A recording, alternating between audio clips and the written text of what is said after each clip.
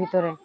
তার ব্যবহার, চরিত্র, কথার যে একটা ধরন আছে, ভাষা আছে, এগুলো শুনলেই বুঝতে পারবো যে মানুষটা কেমন, ভালো না খারাপ।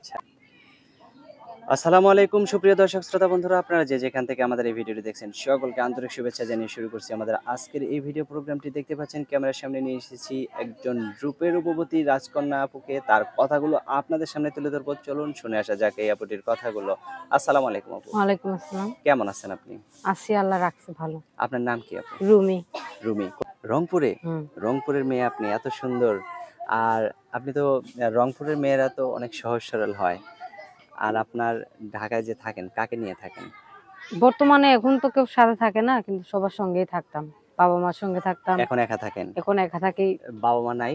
বাবা মা আছে, কিন্তু নিজের পছন্দ বিয়ে করার কারণে তো বলছেন নিজের না পছন্দে বিয়ে করা মানে আপনি বিয়ে বসছেন? বিয়ে হয়েছিল। আচ্ছা, ডিভোর্স হয়ে গেছে। কেন? জানি যে বলছিলেন যে সরল সোজা হয়, বিশ্বাস মানে করে অতিরিক্ত। আপনার বিশ্বাসের উপরে সে আর কি আঘাত করছে। তা এখন কি অবস্থা আপনার? এখন ওই মানুষের বাড়িতে কাজ করি, সেলাই মেশিনের কাজ অবশ্যই জানি ঠিকই, কিন্তু মেশিনের অভাবে কাজ আপনি এত সুন্দর মানুষ, যে কোনো একটা চাকরি করতে পারেন। লেখাপড়া আছে আপনার? না, এমনি আল্লাহর রহমতে অভিজ্ঞতা আছে। অভিজ্ঞতা দিয়ে তো আর সবকিছু লেখাপড়া হয় না, তো লেখাপড়া লাগবে অবশ্যই। লেখাপড়াও লাগবে প্লাস অভিজ্ঞতাও লাগবে। তা এখন আপনার বর্তমান পরিস্থিতি কি? অনেক খারাপ, অনেক খারাপ বলেই আমি আজকে এই প্রতিবেদনের সামনে আসছি। আপনার ছেলে মেয়ে আছে? না। বাচ্চা কাচ্চা নাই? তাহলে তো মাশাআল্লাহ, আপনাকে তো দেখতে সেই রকম রাজকুমারীর মতো লাগতেছে। যে কোনো মানুষই আপনাকে বিয়ে করতে চাবে। আপনার যে জায়গায় থাকেন, আপনি বলছিলেন যে নবীনগর থাকেন, এখানে কোনো লোক আপনাকে বিয়ে শাদী করতে চায় না? না, বিয়ে শাদী করতে চাইলে কি হবে, মানুষের প্রতি থেকে বিশ্বাস, সবাই তো সবার নজর ভালো না। আপনার একজনের প্রতি আপনার বিশ্বাস হারাই গেছে, বুঝলাম।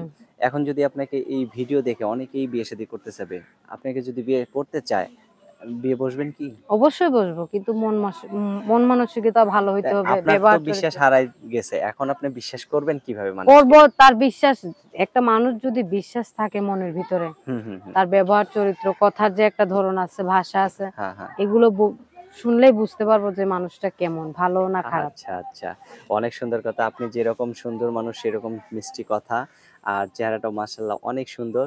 আমি আশা করি আপনি খুব শীঘ্রই একজন সেরকম ব্যক্তি পেয়ে যাবেন যে আপনাকে সারা জীবন সুখে রাখবে। আর কিরকম লোক হইলে আপনার পছন্দ হবে বলেন? যেরকমই হোক, যেন সারা জীবন ভালো রাখে।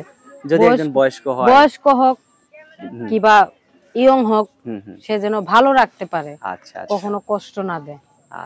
ভাই একটা অনুরোধ, যারা ফোন দিবেন, যদি মন মানসিকতা ভালো থাকে, মন মানসিকতা ভালোভাবে নিয়ে ফোন দিয়ে আজে বাজে মন্তব্য, আজে বাজে কথা বলার জন্য কেউ কখনো আমার কাছে ফোন দিয়ে। আচ্ছা, অসংখ্য ধন্যবাদ আপু, ভালো থাকবেন। আপনার নামটা আরেকবার বলেন। রুমি। রুমি, তো ঠিক আছে রুমি আপু, ভালো থাকবেন। প্রিয় দর্শক, আপনারা ভালো থাকবেন। দেখা হচ্ছে নতুন ভিডিওতে। আজ এখান থেকে বিদায় নিচ্ছি। আল্লাহ হাফেজ।